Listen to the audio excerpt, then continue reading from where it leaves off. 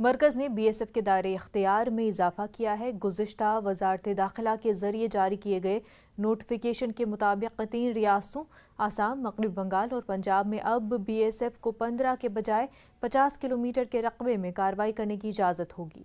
वजारत के मुताबिक नए फैसले से सरहद पर गैर कानूनी सरगर्मियों और स्मगलिंग पर नकील कसने में मदद मिलेगी। पंजाब और मगरबी बंगाल हुकूमत ने मरकज़ के इस फैसले को नामकबूल और नाकाबिल फ़हम करार दिया है।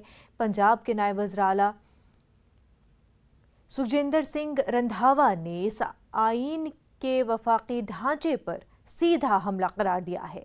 उनका कहना है कि रियासतों को एतमाद और उनसे मशवरा किए बगैर मरकज़ ने यकतरफा फैसला लिया है जो रियासती हुकूमत को कमज़ोर करने वाला है। इसे वफाकियत की रूह के मनाफी है।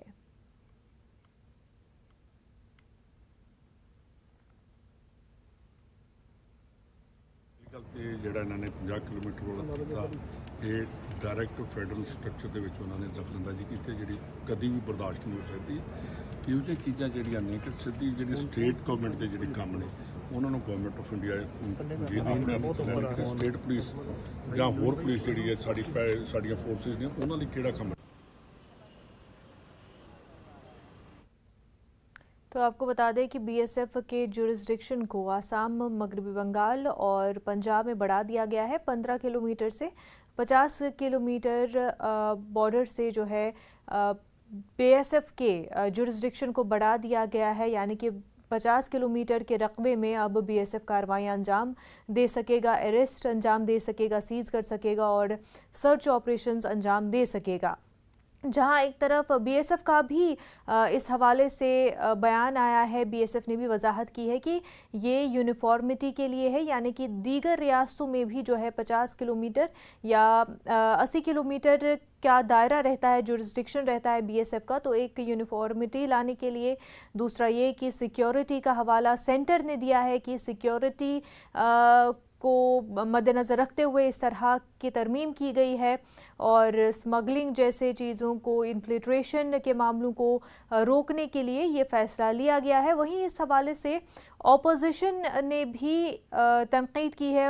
ऑपोजिशन का ये कहना है कि कहीं ना कहीं सेंटर जो है इनडायरेक्टली इन रियासतों पर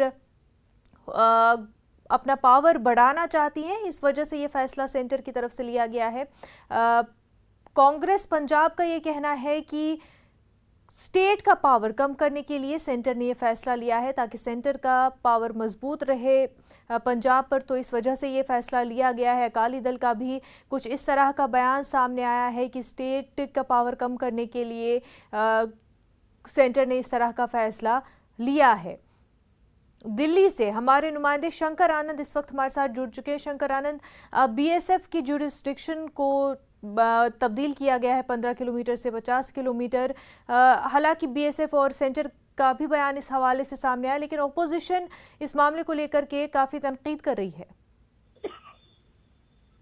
देखिए, बीएसएफ का जो काम है वो है बॉर्डर सिक्योरिटी का काम है, यानी कि जहां पर जो बॉर्डर इलाके हैं, चाहे वो पंजाब की बात करें या आसाम की बात करें, पश्चिम बंगाल की बात करें या गुजरात की बात करें, तो इन राज्यों में काफी जो बड़ा एक जो बॉर्डर सीमा है वो लगता है पाकिस्तान से।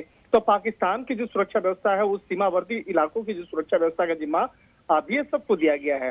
तो वहां उस सीमा रेखा में किस तरह की सुरक्षा व्यवस्था को अंजाम देना है, किस तरह से उसको और ज्यादा मजबूत करना है, तो तमाम जो चीजें बीएसएफ के पास है। लिहाजा इसी मामले की गंभीरता को देखते हुए बीएसएफ को कुछ अतिरिक्त पावर दिए गए हैं।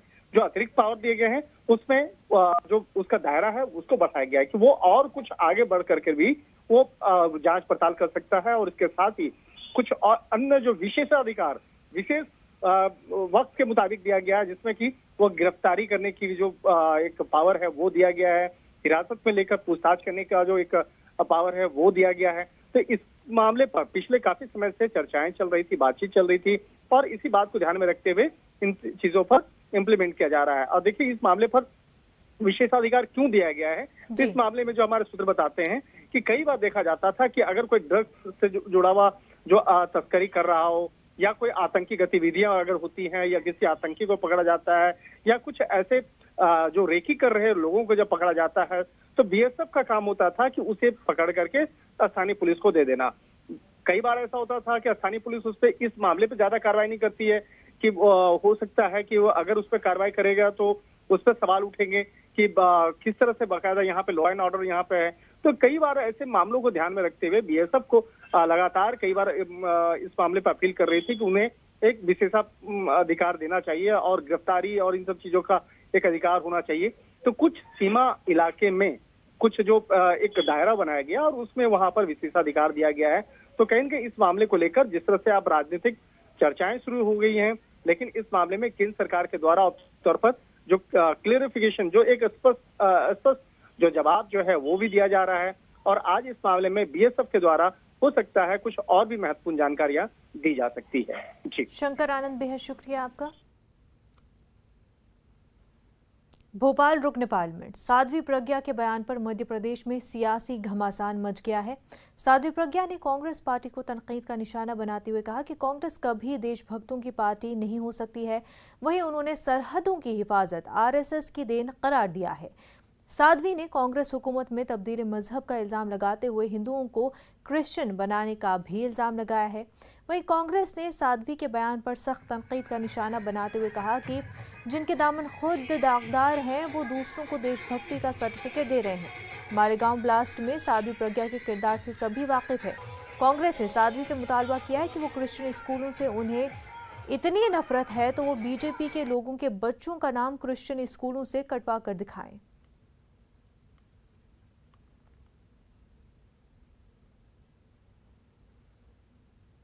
अगर भारत में हिंदू कहीं किसी प्रकार से सुरक्षित है तो वो आरएसएस के कारण है। अगर संस्कृति जीवित है तो आरएसएस के कारण है। अगर कहीं विश्व बंधुत्व जीवित है तो आरएसएस के कारण है। अगर कहीं देश सुरक्षित है तो आरएसएस के कारण है। और अगर कहीं किसी प्रकार से उपद्रवों से शांति स्थापित जब होती है तो आरएसएस से है। कि आरएसएस जो है इनको समझने के लिए कई पीढ़ियां, कई इनको जन्म लग जाएंगे। अपने ही नेताओं के लिए शहीद करने का आपने काम किया है। ऐसी जो उनकी जो विचारधारा है, जिस तरीके जो बोलती है, मुझे तो ये लगता है कि इनके ऐसे लोगों को सांसद बना के भोपाल के लोगों ने गलती की है और उस गलती के लिए हम लोग स्वीकारते भी हैं। मुझे ये लग रहा है कि प्रज्ञा जी को अब तक भी, पहले तो फुटबॉल चलना नहीं बनता था, आज फुटबॉल खेलती है, कभी फुटबॉल खेलती है, कभी कबड्डी खेलने के लिए तैयार है। तो ऐसी ये उग्र बातें करना, मुझे तो लगता है कि पूरे भाजपा के अंदर इस तरीके का जो माहौल दिख रहा है, मुझे ये लग रहा है कि प्रज्ञा ठाकुर एक अपने। भोपाल से हमारे नुमाइंदे मेहताब आलम हमारे साथ जुड़ चुके हैं। मेहताब, साध्वी प्रज्ञा का बयान आया है, उनका कहना है कि सरहदें अगर मजबूत है, सरहदें अगर महफूज है तो आरएसएस की वजह से। मुनज़्ज़ा, जो साध्वी प्रज्ञा का बयान है, बयान अगर पूरे बयान की बात करें तो 2.5 मिनट का बयान, इसमें उन्होंने सरहदों की हिफाजत को जहाँ पर उसका सबब आरएसएस को करार दिया, वहीं पर उन्होंने यहाँ तक कहा है कि कांग्रेस कभी देशभक्त पार्टी नहीं हो सकती। और इसके साथ साथ उन्होंने भी इल्जाम लगाया है कि कांग्रेस की हुकूमतों में हिंदुओं का तब्दील मजहब करके क्रिश्चियन बनाया जा रहा है। उस पर जो है कांग्रेस ने एतराज किया और कांग्रेस ने साध्वी प्रज्ञा के बयान पर जो सख्त तनकीद का निशाना बनाते हुए कहा कि जिनका दामन खुद दागदार है वो दूसरों पर उंगली उठा रहे हैं। मालेगांव ब्लास्ट में साध्वी का किरदार क्या सभी वाकिफ है। और फिर अगर भारतीय जनता पार्टी की रुकन पार्लियामेंट को क्रिश्चियन से इतनी नफरत है तो उन्हें चाहिए कि जितने भी क्रिश्चियन स्कूल हैं वहां से भारतीय जनता पार्टी के राकिन के बच्चे जो पढ़ रहे हैं उससे उनके एडमिशन को मंसूख करा के बाहर किया जाए। इस तरह से मध्य प्रदेश में एक नई सियासी घमासान मचा हुआ है साध्वी प्रज्ञा के बयान को लेकर। मुनज़्ज़ा, बिल्कुल नया घमासान जो है देखने को मिला है। वहीं मेहताब, जहां एक तरफ मरकजी सरकार की ये कोशिश है कि सरहदों को मजबूत किया जाए, बीएसएफ को मजीद इख्तियारात कुछ रियासतों में दिए जा रहे हैं, साध्वी प्रज्ञा का ये बयान किस तरह से देखा जाए? देखिए, यहाँ पर साध्वी प्रज्ञा के जो बयान है उसमें अगर हम आर्मी के लोगों की बात करें, फौज के लोगों की बात करें या सियासी पार्टियों के साथ साथ जो है समाजी तंजुमों की बात करें तो साध्वी प्रज्ञा के बयान को जो है तो एक तौहीन करार दे रही है। उनका कहना है कि अगर जो है आरएसएस जो है सरहद की हिफाजत कर रही है तो हमारी फौज क्या कर रही है। फौजी की साध्वी प्रज्ञा का बयान जो एक फौज की तौहीन है और इसके लिए वो जो है साध्वी प्रज्ञा से माफी मांगने का भी मुतालबा कर रहे हैं। मेहताब आलम, बेहद शुक्रिया आपका। ड्रग्स मामले पर नवाब मलिक प्रेस कॉन्फ्रेंस कर रहे हैं, सीधा रुख करते हैं।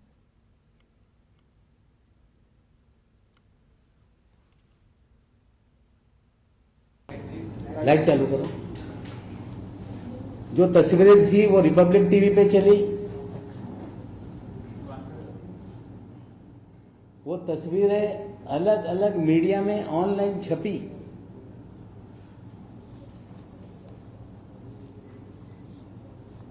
उसके बाद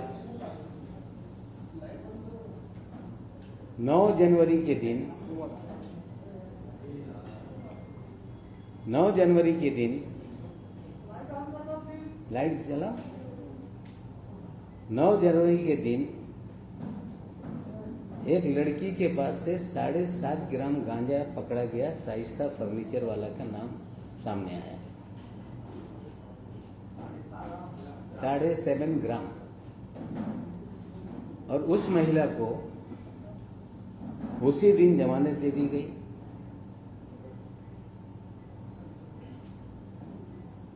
उसी के साथ साथ रेड की गई प्रिंस पान न्यू दिल्ली। उसी के दिन रेड की गई हाउस ऑफ पान गुड़गांव। उसी दिन रेड की गई रॉयस पान नोएडा। उसी दिन रेड की गई सांझा पान गुड़गांव। उसी दिन रेड की गई panchayat Delhi, Nitin Bangalore, Jitu herbal tobacco,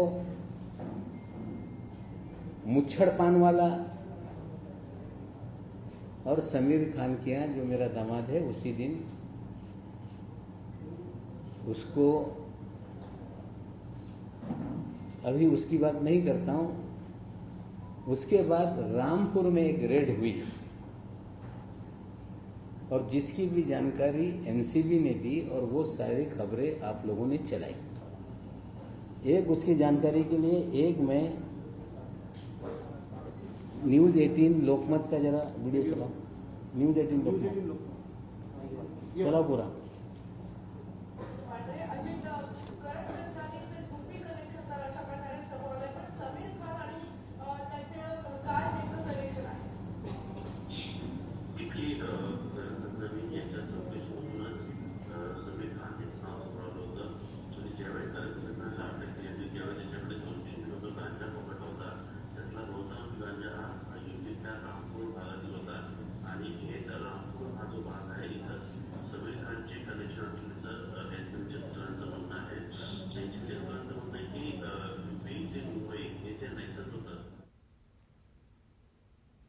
Mumbai drugs cruise मामले के हवाले से नवाब मलिक मीडिया से खिताब कर रहे थे। साथ ही उन्होंने ये भी कहा कि उन्हें सियासी तौर पर निशाना बनाया जा रहा है। वक्त हो गया एक छोटे से ब्रेक का, जल्द होंगे हाजिर।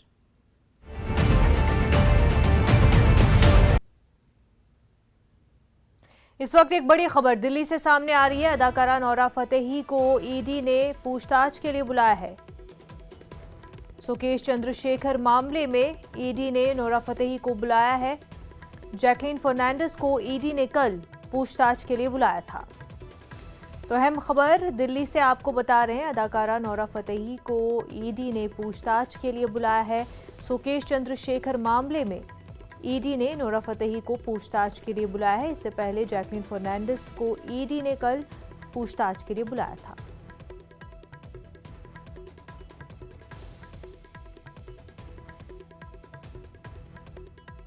तो आपको बता दें कि अदाकारा नोरा फतेही को ईडी ने पूछताछ के लिए बुलाया है। पूरा मामला सुकेश चंद्रशेखर से जुड़ा हुआ है। इससे पहले अदाकारा जैकलीन फर्नांडिस को भी इसी मामले को लेकर के ईडी ने कल पूछताछ के लिए बुलाया था। जैकलीन फर्नांडिस को भी सुकेश चंद्रशेखर मामले में पूछताछ के लिए ईडी ने तलब किया था। कल उनसे पूछताछ हुई थी। आज नोरा फतेही से पूछताछ की जा रही थी। इस मामले को लेकर के पूछताछ के लिए ईडी ने नोरा फतेही को बुलाया है।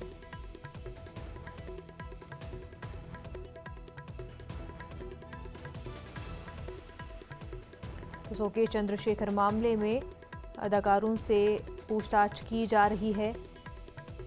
एक्ट्रेस से इस मामले को लेकर के सवाल जवाब किए जा रहे हैं। जैकलीन फर्नांडिस को बुलाया गया था कल और आज जो है नोरा फतेही को बुलाया गया है। शंकर आनंद हमारे नुमाइंदे हमारे साथ जुड़ चुके हैं। शंकर, पूरा मामला क्या है और किस हवाले से नोरा फतेही से पूछताछ होने वाली है? देखिए, नूरा फतेही जो है बॉलीवुड की अदाकारा हैं, और जिस तरह से बाकायदा मामले की अगर बात करें तो पिछले कुछ समय पहले केंद्रीय जांच एजेंसी ईडी ने मनी लॉन्ड्रिंग एक्ट के तहत एक केस रजिस्टर किया था, जिसमें कि मुख्य आरोपी सुकेश चंद्रशेखर है। सुकेश चंद्रशेखर जो जेल में कैद है, अभी दिल्ली स्थित जेल में कैद है, और वो एक बहुत बड़ा नटवरलाल है जो अब तक कई दर्जन लोगों को ठग चुका है। तो वो अभी तक जो हमें जानकारी मिली है कि वो कई फिल्म अभिनेत्रियों को उनके साथ भी ठगी के मामले को अंजाम दिया, और कई अलग अलग अभिनेत्री, अभिनेता, फिल्म डायरेक्टर, और इसके साथ साथ अलग अलग क्षेत्र के जो लोग हैं उसे अलग अलग अंदाज में फोन के माध्यम से वो बातचीत करता था, और वो फोन जेल में रहने के दौरान यूज कर रहा था और अलग अलग लोगों से बातचीत करता था। तो उसी दौरान इससे भी बातचीत की गई है नूरा फतेही से। तो क्या इस मामले में वाकई में नूरा फतेही से सुकेश चंद्रशेखर की बातचीत हुई थी या नहीं हुई थी? अगर बातचीत हुई थी तो क्या पैसे का लेन देन क्या हुआ था, किस तरह का प्रोजेक्ट को लेकर बातचीत हुई थी? तो इन तमाम मामलों की गंभीरता को देखते हुए केंद्रीय जांच एजेंसी ईडी नूरा फतेही से पूछताछ करेगी और ये जानने का प्रयास करेगी कि सुकेश चंद्रशेखर के साथ में संपर्क में कैसे आई और किस तरह से इन लोग के बीच में आपस में कॉन्ट्रैक्ट हुए थे और पैसे के लेन देन संबंधी जानकारियां हुई, आपस में बातचीत हुई। तो एक तरह से कहा जा सकता है ये मामला काफी बड़ा है, और इस मामले की गंभीरता को ही देखते हुए पिछले कुछ समय पहले ही बॉलीवुड अभिनेत्री जैकलीन फर्नांडिस से भी पूछताछ की गई थी। जैकलीन फर्नांडिस को दिल्ली स्थित जो ईडी का दफ्तर है वहां बुलाया गया था और वहां बुला करके पूछताछ की गई थी। तो एक तरह से कह सकते हैं कि कई जो लोगों को जिस तरह से बाकायदा सुकेश चंद्रशेखर ने बेवकूफ बनाया, उसके साथ फर्जीवाड़े किया, और उस मामले में जब जिन जिन लोगों ने पैसे का लेन देन किया उन तमाम लोगों को धीरे धीरे ईडी नोटिस भेज करके पूछताछ। शंकर आनंद, बेहद शुक्रिया तमाम तर तफसीलात के लिए।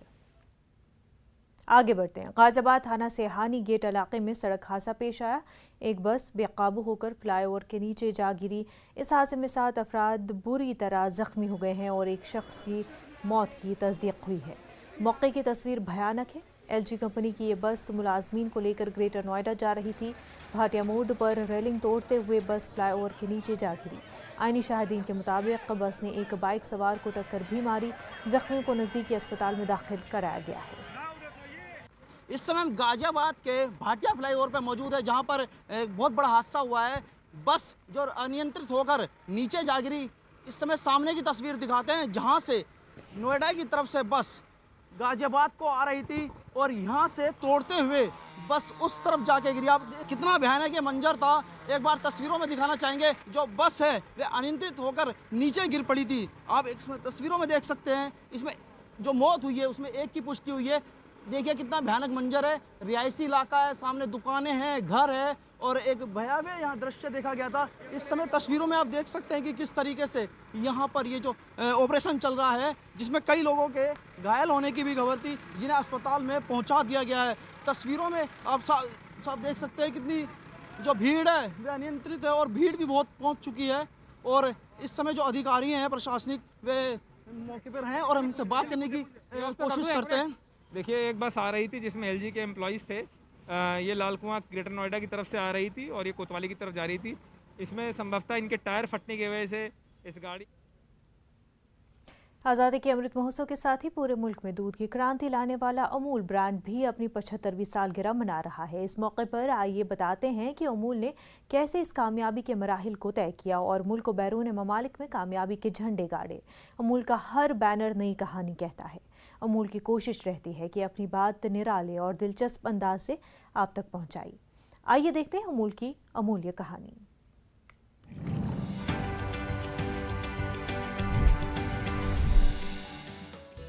भारत में 10वीं लोकसभा के लिए 1991 में हुआ आम चुनाव खास था। अमूल ने चुनाव के थीम पर एक विज्ञापन जारी किया। चुनाव में नेता तरह तरह के वादे कर वोटरों से सही उम्मीदवार चुनने की अपील करते हैं। अमूल ने विज्ञापन में फिल्म रोटी, कपड़ा और मकान के टाइटल का इस्तेमाल चुनावी नारे की तरह किया। टाइटल में मकान की जगह मक्खन लिखा गया। संदेश था कि अमूल मक्खन ही राइट चॉइस है।